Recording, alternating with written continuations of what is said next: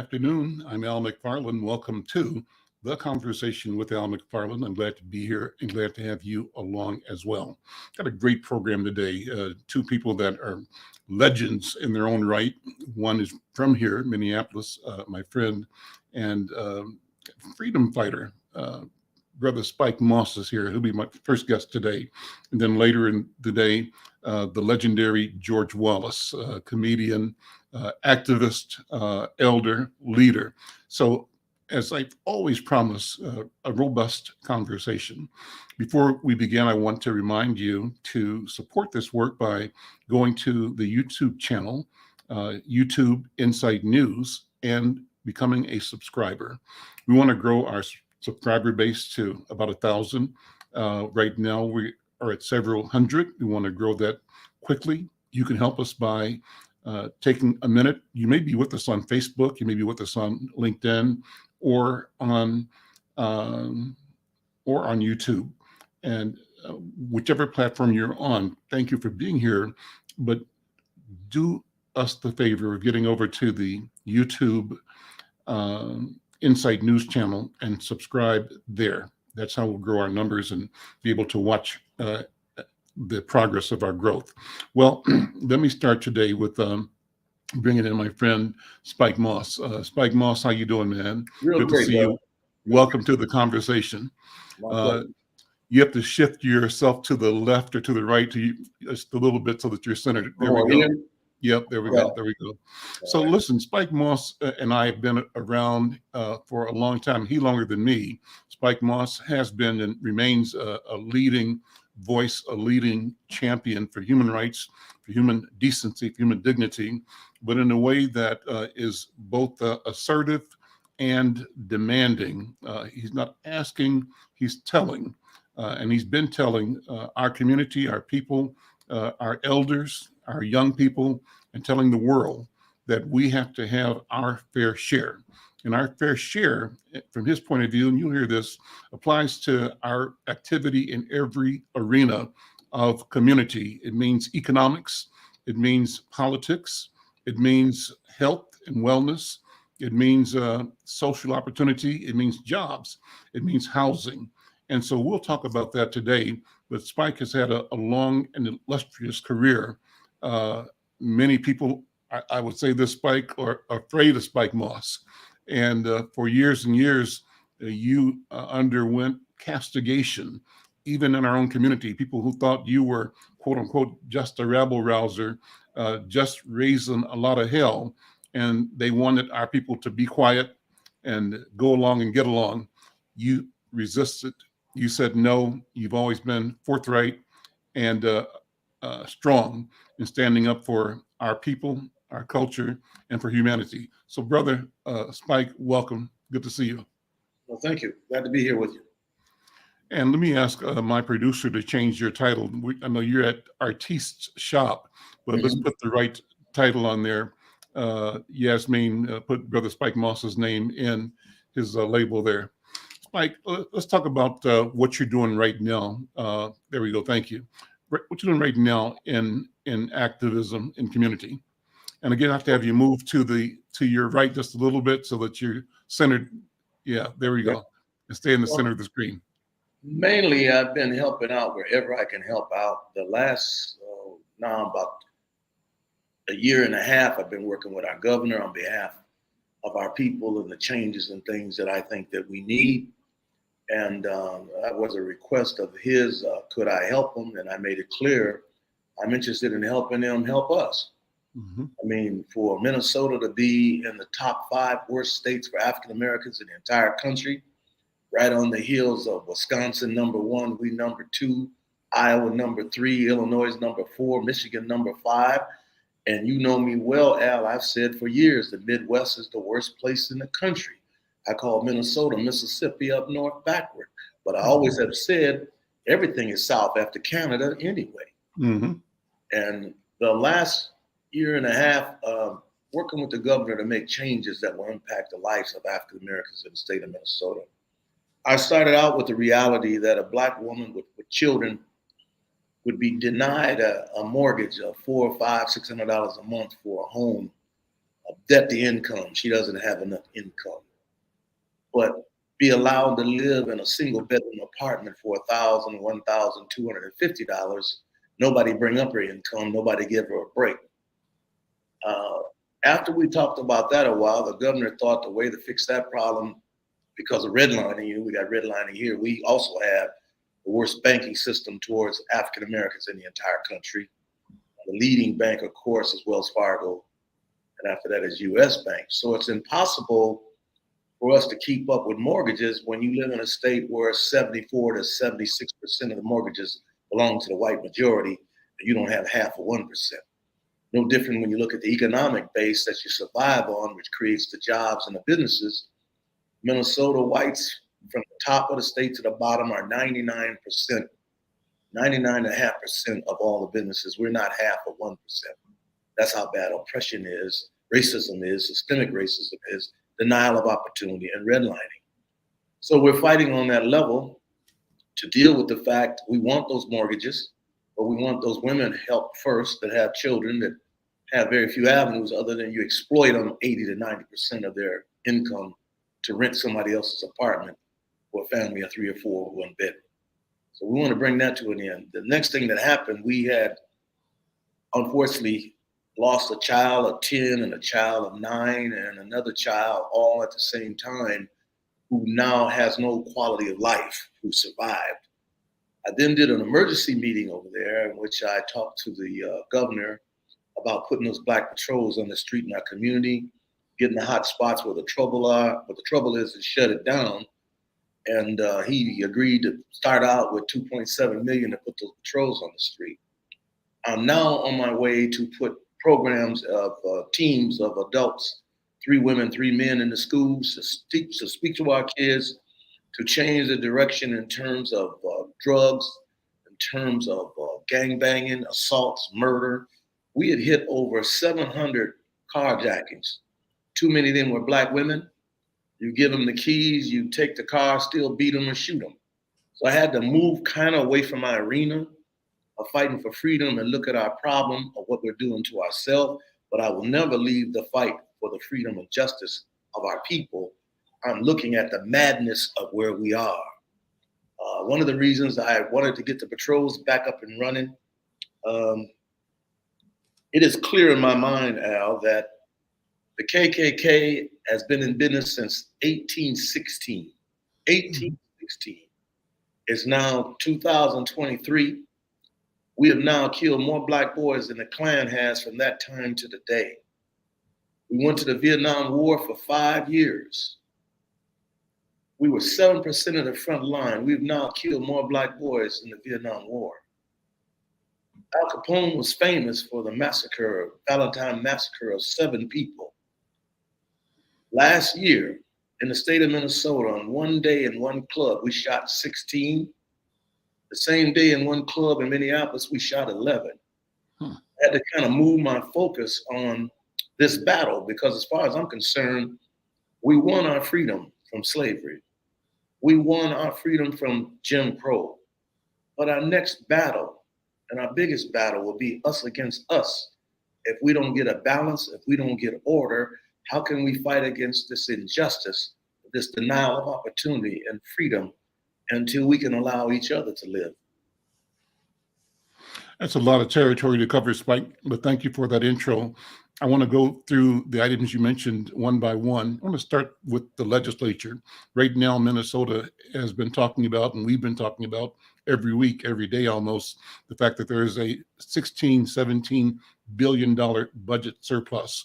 And the question is, how will we get our share? Should our people expect, demand, and get the amount of money, the resources we need to see ourselves and to carry out our mission as problem solvers? Of course, they've always categorized us as the problem. And if they keep us defined as the problem, they keep themselves employed. And we get the misery, they get the money. That's what I always say. So how do we change that dynamic and take ownership of the entire ball of wax, where if we are identified in an arena as the problem, we must also be identified as the answer to the problem and therefore properly resourced. So 17 billion, what should we be expecting? And what do we expect long-term, even beyond this anomaly, the massive surplus right now? Well, you know, I was asked to be the keynote speaker at African American Lobby Day at the Capitol. Mm-hmm. When I got up and made my speech, I made it clear that we need to demand our fair share of the 17 billion. We also need to demand our reparations, but we also need to demand our fair share of the taxes we put in every year. Don't get psyched out over this package and forget to come back next year. Mm-hmm. We put in over $4 billion a year and we never get back a dime. That's called taxation without representation. I don't want us to be denied nothing that's owed us. So everything that is owed us, especially Minnesota. Minnesota was an anti-slave state that bought and sold slaves. And the first vice president that left here was not Humphrey or Mondale, it was Calhoun. But when Calhoun was the vice president and the conversation came up with slavery, he voted for slavery. Mm-hmm. So we know what we owed. We just got to demand it, stand up and fight for it. Don't bend, don't back up. And even when we do reparations, don't be stupid enough to say, all we want is $100,000 a person, $1 million a person. Whatever we say financially, that's only one point. For the things that we did for free, there's a certain amount of land we need to ask for. That's one point. There's a certain type of dwelling we should ask for, $150,000, $200,000 house or better, we need to agree on. That's one point. The fact that we've been living under taxation without representation, the taxes that goes in state institutions like university, we need to be exempt from paying for that. We need to be able to go to school. The hospitals where we were denied here and across this country, we need to be exempt from paying hospital bills. We got to look at what we went through for 240 years of slavery, what we went through for 400 years of oppression. We got to demand catch up. The plot that was done to send our people to prison from denial of opportunity and decent jobs, and we filled up them prisons. We need to be exempt from a whole lot of that mess that's in prison. The fact that we gained nothing from this country and been in every foreign war for no reason to fight people who've done nothing to us, we need to be exempt from their wars. The fact that we lived for decades paying taxes without being able to go in this hospital or that library or that school, we need to be exempt from all that madness. We need to have the nerve, brother, to ask for sovereignty. Mm-hmm. Sovereignty as a people and sovereignty land, because you're never going to allow us peace. You're never going to stop oppressing us. You're never going to stop denying us. You're never going to stop taking from us. You're never going to stop slaughtering us. You're never going to stop flooding our community with drugs and guns. So we need sovereignty, and we need to be a sovereign people, that we're not forced to live under this system of racism that goes nowhere. And so we got to have those kinds of discussions in the middle of the 17, like the money is the answer. No, when you walk to the bank and walk out with your money, you're still going to be an African-American living in Minnesota, second worst state in the country. Mm-hmm. So until we understand why we became freedom fighters back in the 60s, because we knew everything that we were denied was under freedom. We knew that the 14th Amendment, which was the most important amendment in this country, where everything comes under, we were not included. We were 3/5 of man. Then the Native Americans were called other. What, you land from another planet and you were already here? So in this battle, in my lasting days, is to make sure the generation under us hears from the elders with clarity what this battle is about. I got an award from the city of Minneapolis earlier for civil rights. Mm-hmm. There was a news lady there from Channel 9 or Channel 5. And when she went on the air, she said I was a self-proclaimed freedom fighter. Why would I not proclaim myself a freedom fighter? The issue is about freedom. If you had freedom, all these other things couldn't happen to you. If you were treated like everyone else, when Floyd got killed, that officer would have got charged with first-degree murder. Because you have to be intentionally trying to kill somebody to get first degree. Well, if I'm sitting on you with my knee and I got my hands in my pocket as I move my knee back and forth across your neck, crushing your face in the Sidewalk, the whole world can see you saw a murder from the beginning to the middle to the end, then you are committing first-degree murder. How did you not get charged with that? How did not any of them get charged with that? Now, you know from covering me for years, I've covered police cases since 1966. I won 99% of my lawsuits. I lost 100% of all charges against white officers. That can't happen without racism. Well, it is the first time we got a white officer to go to court. But I'm telling you on this channel, if you go to the police department, it is illegal to destroy the files. The files are there of all the atrocities the police have done against us in this city, because you can't destroy them. Do they have the willingness in Minnesota to go get them files and open them cases? And if you don't have that, then we're still in the same position. We're still an oppressed people, whether we want to admit it or not. We're still denied access to everything that give us a better quality of life. Even minimum wage, Al, it's the bare minimum of what you can pay someone. But for African Americans, you're minimizing my potential, my quality of life, my opportunity.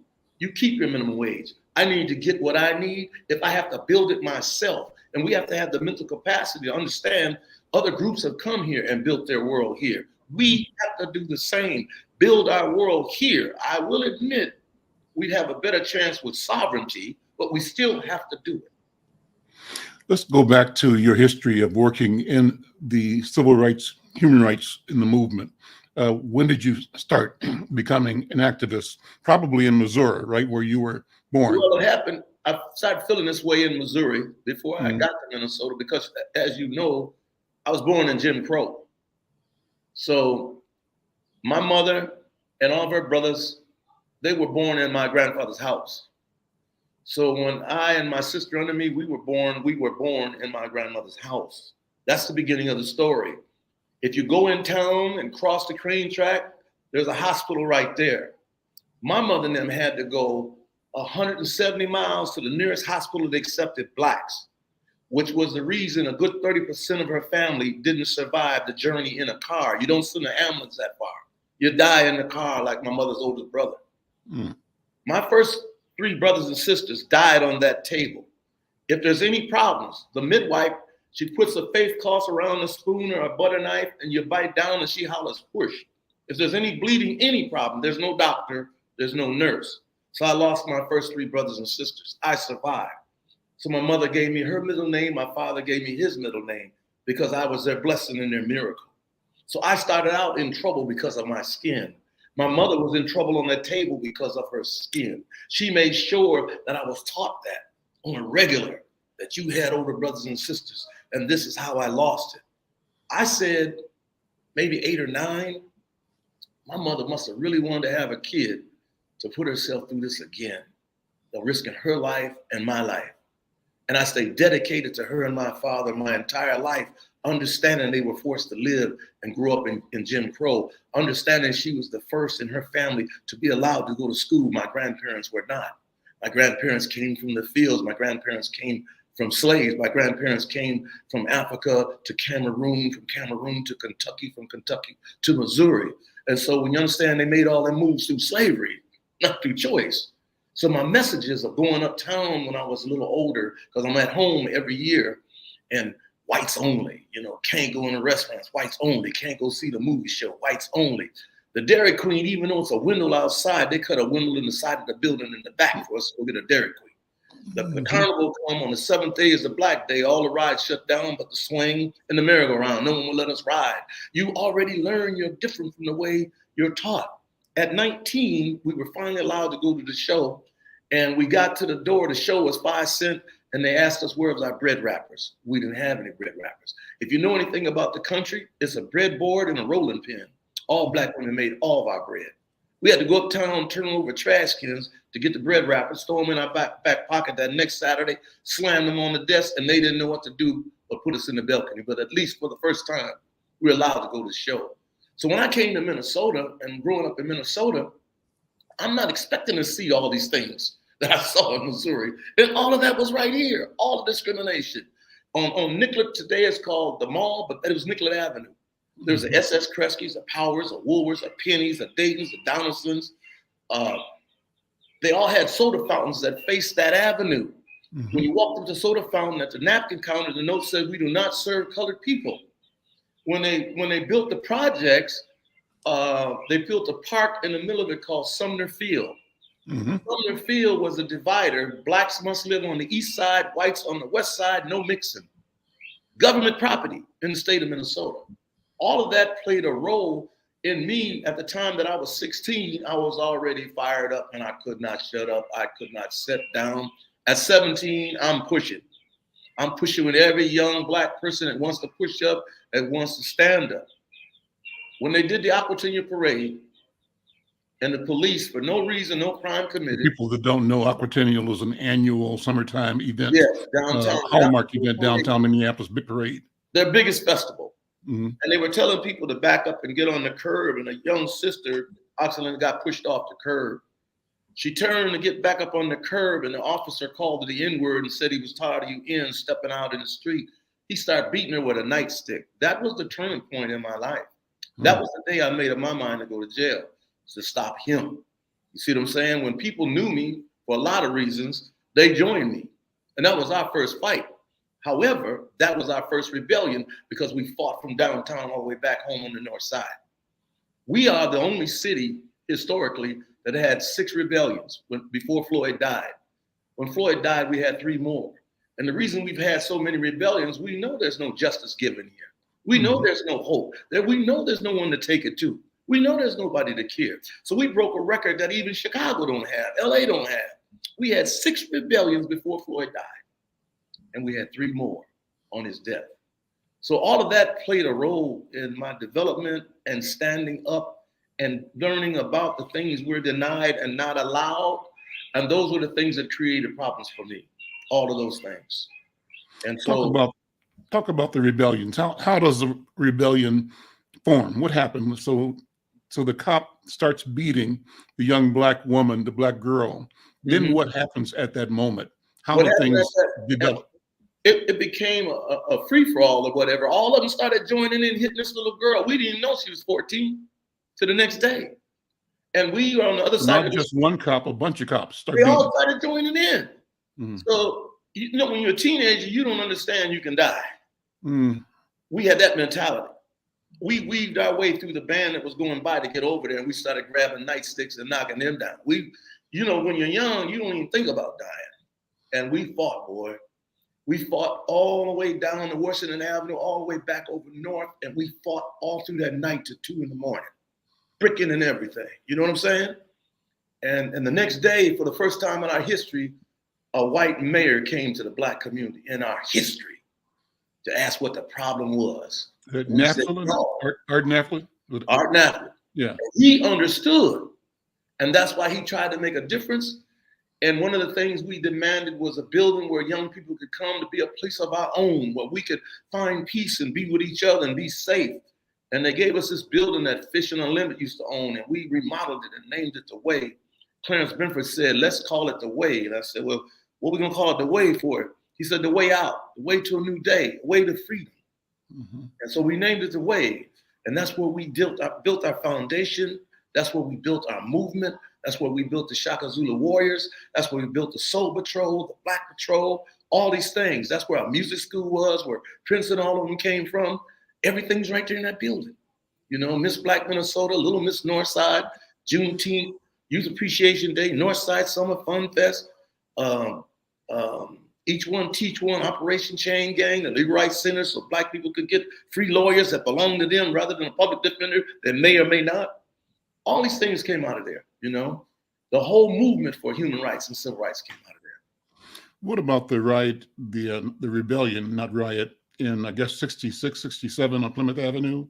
That was a turning point as well, I believe. Well, that was a turning point because there was a young man. Lost your sound for a second. Is it back? No. I'm not hearing your sound right now. I don't know if something got misplaced. Well, I don't see anything. Here's the microphone. Well, I'll touch it. You know what? I think it's just me. I think Yasmin, can you go ahead and talk? Okay. I have to adjust my sound. Well, one of the things that happened was there was a grocery store on the corner of Newton and Plymouth Avenue. And there was a brother, he had like 4 or 5 kids, and he had just lost his job. And he went in there, and it was either lunch meat or a package of hot dogs, and he stuck them in his pants. He went up to the counter with a loaf of bread. He put the bread down, and he went to pay for it. And the owner said, "What about the meat you got in your pocket?" He then reached in and got the meat and set it on the counter. The owner used the N-word and said, "I'm sick and tired of you N-words coming to my store, doing what you want." He reached under the counter and came up with a deer rifle in front of all them black customers, and he shot him right there.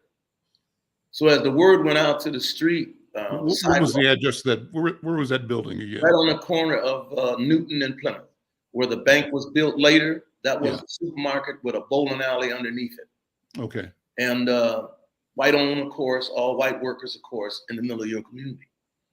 So when they brought him out, the crowd had already spread from the curb and the sidewalk to the street. It was huge.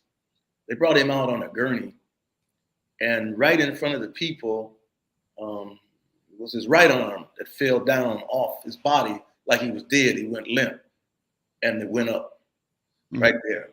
It went up. Who was the store owner? Remember his name? I don't remember his name. Okay. Okay. But he shot him right there, and he was not arrested. What was the name of the store? I don't even remember that, man. Okay. I don't remember that. Okay. But he was not arrested. Mm-hmm. And that was a rebellion that went through the night. Mm-hmm. They brought in the National Guard. Mm-hmm. But because we felt all alone, brothers was in between the houses firing on the National Guard. So the governor pulled them out before somebody got killed. Mm-hmm. And then they were willing to sit down and talk. But because we had had so many bad experiences, we were always one light away from the fuse, period. Mm-hmm. The oppression here was so great. Anytime you can go any direction you want and you can't find your businesses through most of your life. Even the doctors, you had to have enough money to get a loan to open your practice in Minnesota because they didn't hire black doctors and black nurses. So unless you get a loan, your paper you got's not worth anything. You can't practice. So Dr. Brown Jr. had their own practice. Dr. Johnson had his own practice. His son had his own practice because it's the only way you could work. And it wasn't until the Jews opened up a hospital called Mount Sinai, right there in Chicago and Franklin, that said anybody that got a degree in medicine want to work here, you can work here. That's the first time any doors were open in medicine alone. You're right, even help your people get well. My mother was a victim of that. At 17, she said that her goal in life was to be the nurse. And when she got here, she discovered they had a school that black girls could go. It was a nursing school. So she worked in the daytime, paid her money to go to school at night. We had a big graduation party at the house. All my relatives and friends of my mom came over and we celebrated. She was officially a nurse. But after they took her money and their time, then they had to tell her, we don't hire black nurses. My mother was never the same, never the same. The next thing I know, she was doing day work, scrubbing people's floors with that brush on her hands and knees. I got a job at Henry Hamburgers. Then I got a job at the Glenwood V store, and I got full of myself one day.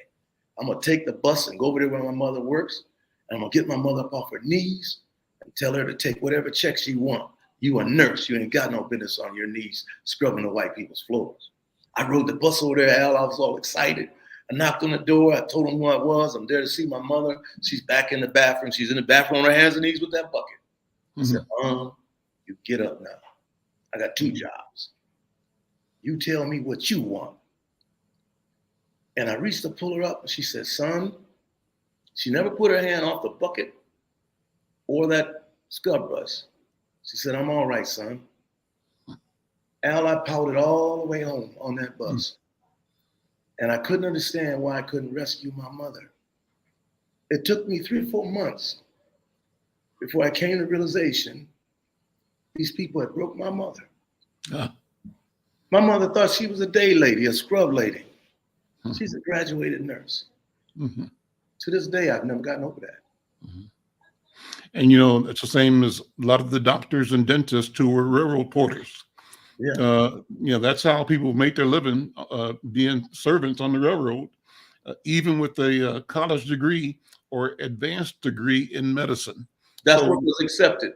That was accepted and expected, but that's how rigid Yes. This racism is and was in Minnesota. The question is it over yet? And Spike, I think it's not over. I think, yes, there's been It some can't be. change. And the last statistics that said Wisconsin is #1 and Minnesota is #2. Iowa is #3. Illinois is #4. And Michigan are the 5 worst states towards African Americans in the entire country, not including one southern state where the racism was at its best. And I used to say in your interviews and other people's interviews, the Midwest is the worst place to live. And Minnesota is the only state, to my knowledge, that has every racist organization in one state, which is the reason we used to go over there and protest their right to stand on those Capitol steps and spit that poison every day.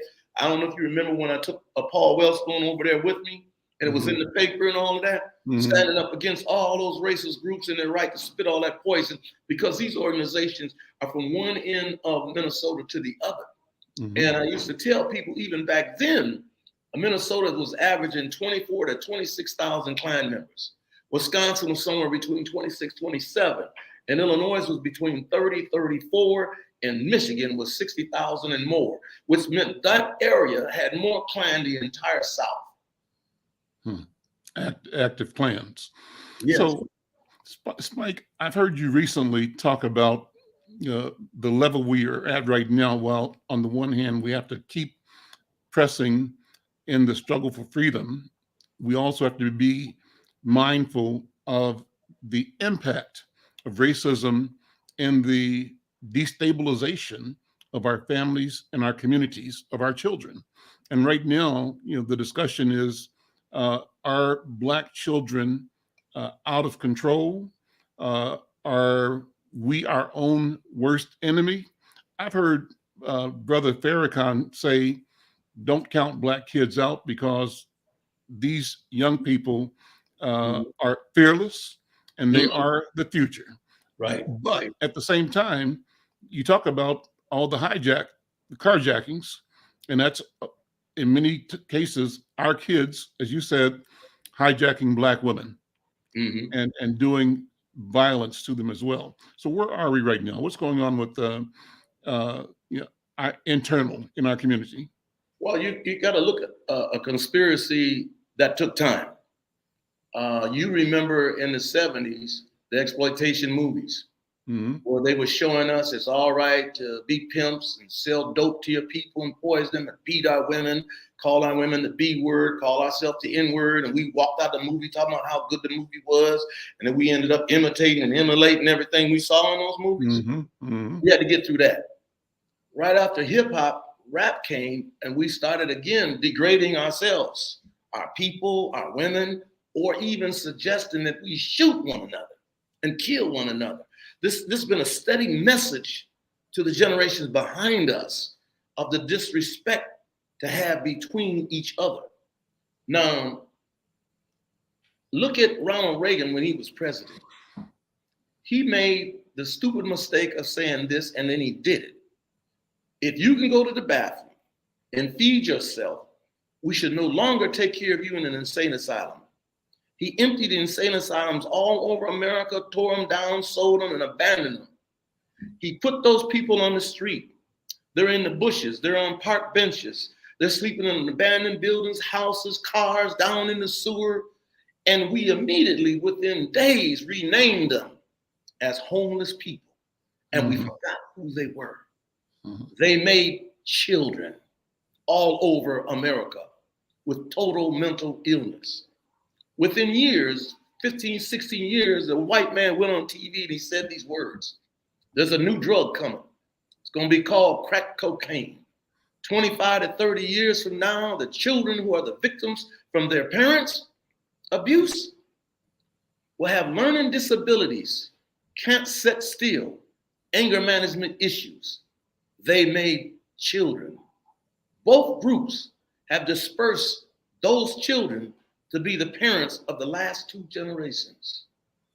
Then he floods your community with even more drugs to children whose body, when it hits them, their mind is saying, where you been? I've been waiting for you, because they were born out of drugs. Addicted.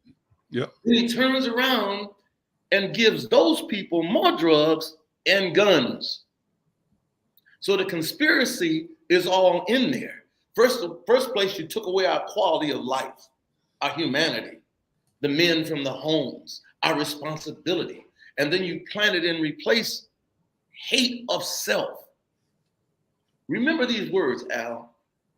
Love, honor, respect, and fear thy master, thee, and those who look like thee.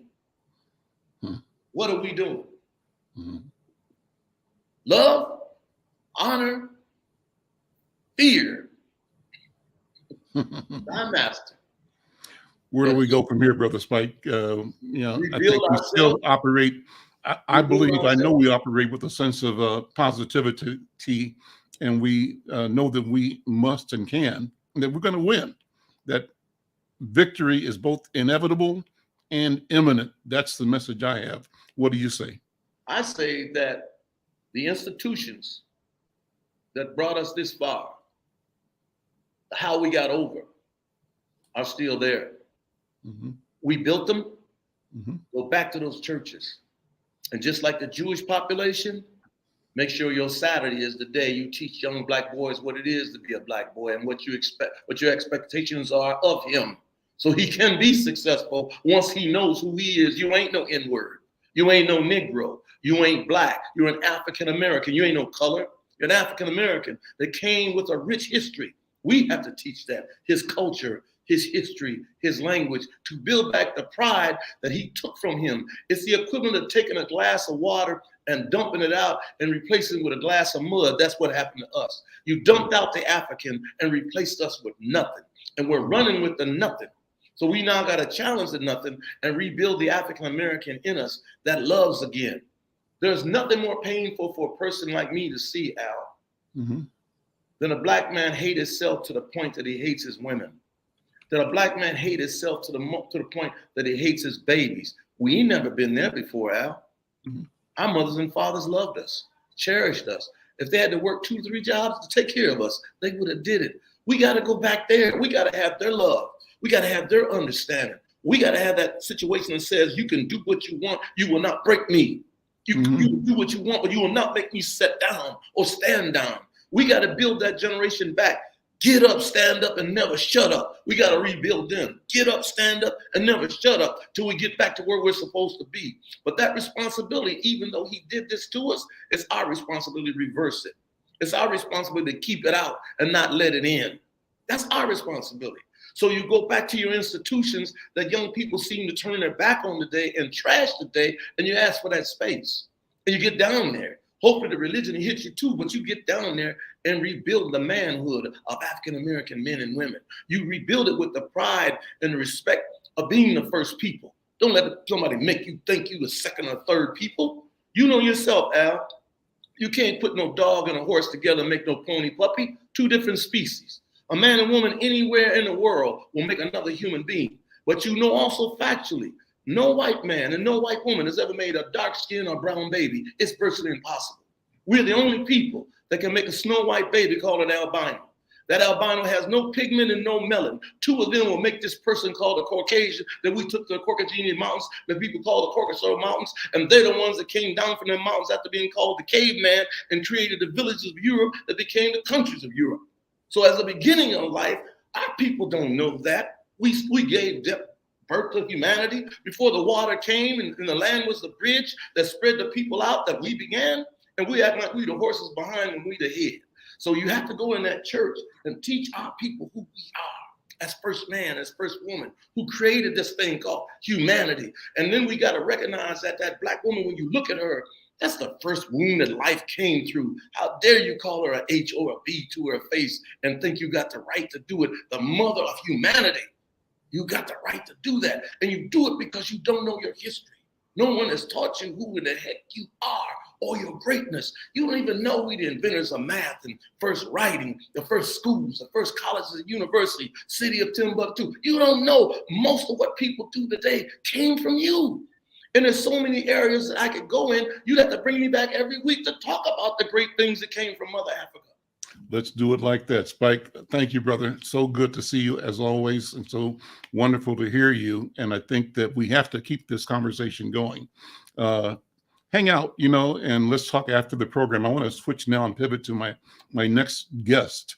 And it's none other than the inimitable Dr. George Wallace. George Wallace is going to be here in Minneapolis, I think the 25th of March at the Orpheum Theatre in a tour called The Legends of Comedy. And I'm so glad to have him on the program today. Let me start by showing you a clip of some of his work. We'll do that first and then bring him on to do the interview. Wallace, y'all look at me, okay? Now, I don't do a PC show. I talk about everybody. I don't care who you are. Where you. I was in Cleveland last night. A blind lady came to my show, came in late. I chewed her ass out. I said, how the hell you coming here late? You got somebody to lead and guide your ass around here. I said, look at all these other people in here. That's what I said to the blind. She's standing on the floor and I said, you ain't that damn blind because you pointing straight at me. George Wallace, good afternoon, welcome. Thank you so much for being here. How you doing, man? I feel good all over. Can you hear me okay? I went out and rented a tuxedo for you this morning. I don't know who you are, Al McFarlane, but it's costing me money to be on this show. You know how much this tuxedo cost me? Tell me. You know when you lie and just make up stuff, it cost me like $65. I can't get my hat on right. I'll be thinking, this cost me $65 to be on your show this morning.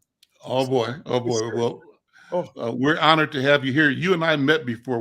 We've met before only for 2 seconds. You won't remember it. I remember it because you were and are a star. I was a reporter. You were here for the either Super Bowl or World Series. I think it was Super Bowl. It was a Super Bowl, man. And it could have been a World Series. That's right. We passed each other in the hallway, and I had this gear that they gave me because I was at the press room. And it might have been a souvenir bag or a hat or something. And you said, oh, I like that. I said, here, you can have it. And that was it. That's the time we met. That was years ago. And thank you. That must have been, it sounds like the Super Bowl, doesn't it? I think it was Super Bowl, yeah. Super Bowl, it may have been the World Series. It was the Super Bowl. Super Bowl. Yeah, here in Minneapolis. Please do me a favor. Don't bring up the World Series, okay? Because I was there the last night. That's not cool to talk about that. And we had a guy named Lonnie Scott going around the bases, and he stopped. Atlanta, I'm from Atlanta. We could have won the World Series and beat you guys, but no. Here comes a guy named Kirby Puckett, knocks a ball out of it. Oh, God. But I've had some great days in Minneapolis, Minnesota. A lot of lies told in Minneapolis. Say it again. A lot of lies told in Minneapolis, Minnesota. 10,000 lakes. Mm-hmm. I counted the lakes. You count them. Count them. Ain't no 10,000 lakes there. Well, lying is a pastime. No. Here and everywhere else as well. I love lying. But you talk about the joy you experience in laughter and bringing laughter to people. Talk about that if you would. Well, let's put it like that. It's in the Bible. Laughter is healing for the soul. When you stop laughing, you stop living. It is so important. I have the greatest job in the world, Al. I hope you enjoy what you do like I do. And I thank God every day. I wake up and I pray. I thank God for what I do. Because, Al, all I do is lie. I just love to lie. I just love to make up. Oh, my God. So isn't it great when you have a job, you just love it? And I lie and they tell me, come on back the next day. I'm going to tell some lies when I'm in Minneapolis. Mm-hmm. What's the latest lie you're telling? Any new material? Now, I've been doing comedy for 47 years, and you ask me any new material. You got to have new material right now, because right now I'm mad at Tim Scott. I was mad. I started cussing a year ago. Did you know that? I was a Christian comedian for 45 years. And last year at the Oscars, when Will Smith hit Chris Rock, that's when I started cussing. Is this a Christian show? No, it's not. It's a regular show. You can say what you want to say. We're online. You might be a preacher. So I started cussing because Will Smith, when he slapped Chris Rock is like my son, And we, since day one, I know his mama, I know his brothers. Matter of fact, I was with his brother last night, Tony Rock, in Orlando, Florida, And he was on stage killing. I went on stage. I just slapped the shit out of him for no reason at all. Why should Chris be the only one getting slapped? So I slapped Tony. And he got another brother named Jordan. I slap them all every time I said. But I started cussing because when Will Smith slapped Chris, I just thought, what the hell is going on? Because I was waiting for my favorite actor to receive his award. That was Will Smith. And so I just became crazy. And I just said, F Will Smith. F Will Smith. I couldn't think of nothing else to say but F Will Smith. Matter of fact, I said F all the Smiths. All the Smiths. F every Smith.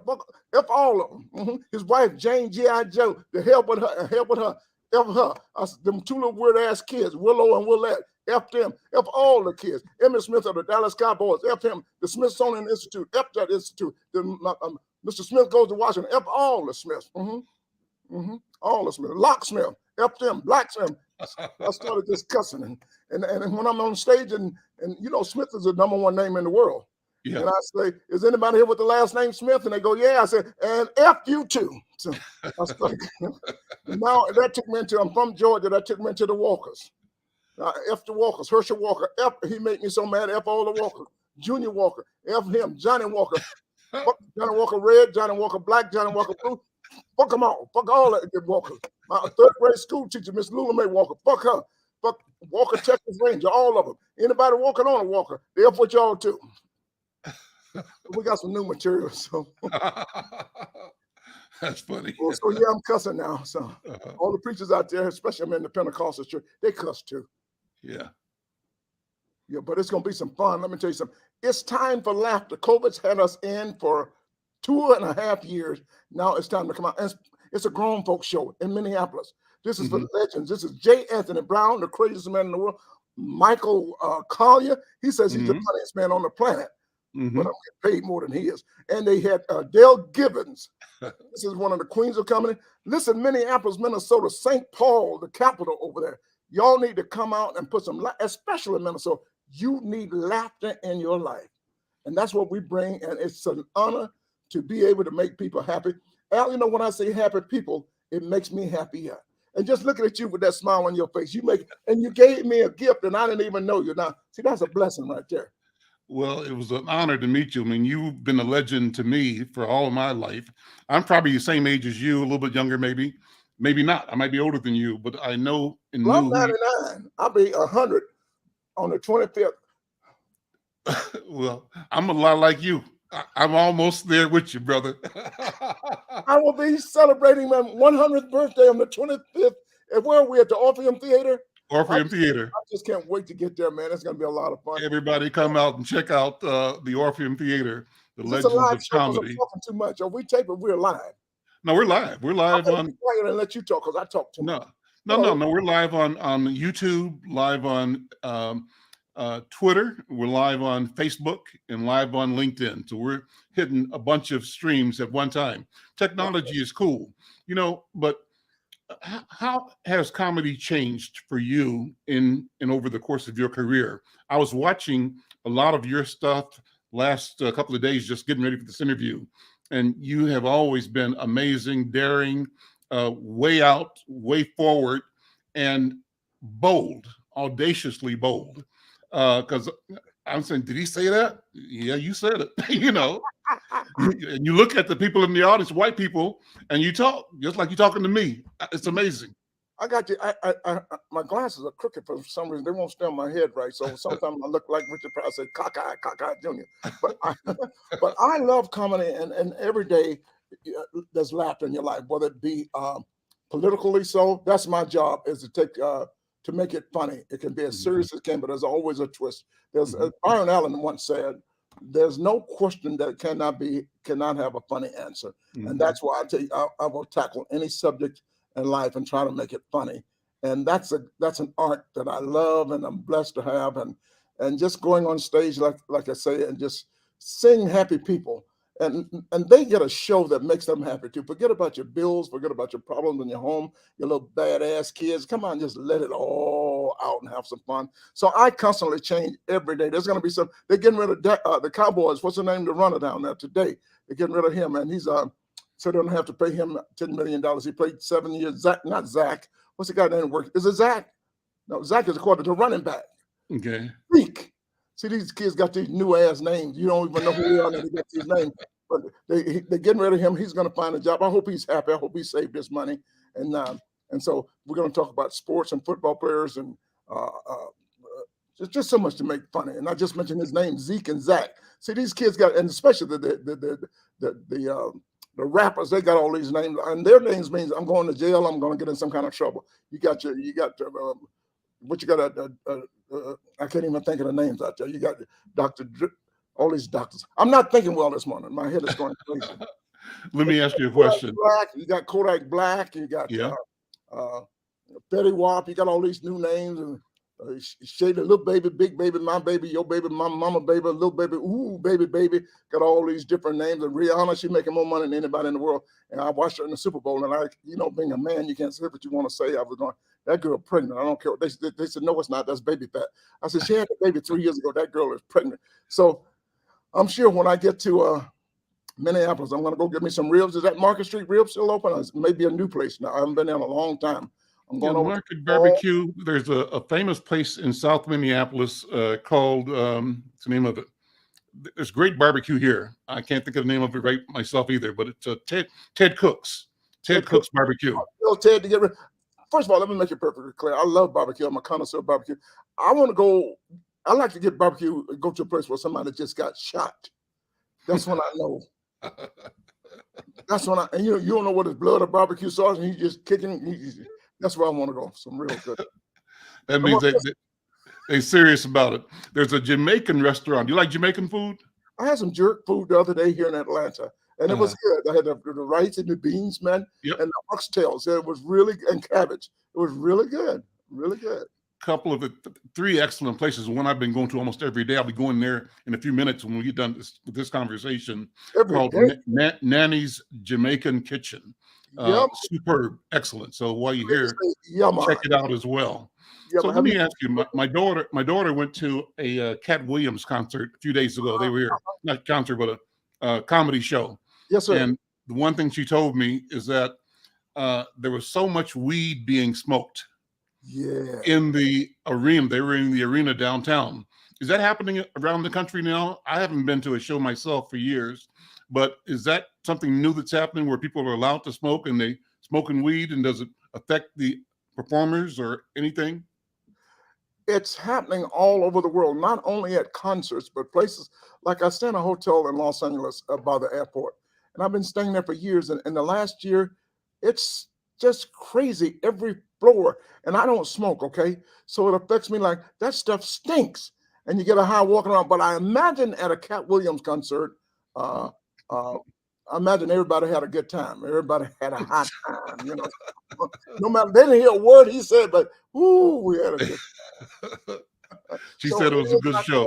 It was a good. They have to say it's a good show. He's pumping the air in there. He's pumping the smoke in there, and so they have no choice but to say, "I had a one for time." I can't. What's the name of that joke? What was that joke? There's the thing. But Cat Williams is great. I love all the comedians. I have nothing negative to say about any comedian. Even Mike Epps going to the airport with a gun other day with his punk ass. But they knew his until you got no business with no gun on you nowhere, especially if you go to the airport. You shouldn't have stopping up the line, making people miss their flight. Crazy stuff. I hate TSA anyways, looking through my luggage. And you know what I do? I go to the airport, I put my dirty drawers right on top. Go ahead. Handle this, huh? There's a bomb up in there. Keep. What has the COVID pandemic meant for your career and your work? How have you survived it, and where are you now coming out of COVID? I was just thinking, the joke is 2 years old now, but I was just thinking about it today because during the pandemic, I lost 5 friends, and well, they didn't have COVID; they just owed me money. But I was just thinking during the time of COVID, it changed my life. Al, maybe I'm cheap. I'm doing really good. I'm really blessed, and I got money in the bank, but it changed my life. I was thinking, I was eating. Here it is, right here. I'm just going, plastic fork. Look, Al. I would take this cup and rinse it and use it again. I don't think there's anything real in my house that I can get to now. It changed my life, how I eat and just my grooming. Oh man, I had to go I had to go 6 months ago. I had to go get my my feet done. What do you call that? Pedicure. Pedicure. Mhm. I had to go. My feet were so bad. I had to go to Home Depot. I had to get a chisel. I had to get some sandpaper and a jackhammer. My feet were jacked up. So COVID's, and I stayed in the house for 2 years. I didn't go to the bank. I didn't do nothing. I didn't let nobody in my house. I let Sarah Lee, Ben and Jerry, and Johnny Walker. That's all I let in my house. COVID changed me tremendously. So, and I still wear my mask. I got masks all over the place sometimes. Sometimes I look stupid in my house by myself. I just caught up in another era of just trying to be safe. And COVID is still out there. So I'm still taking it easy.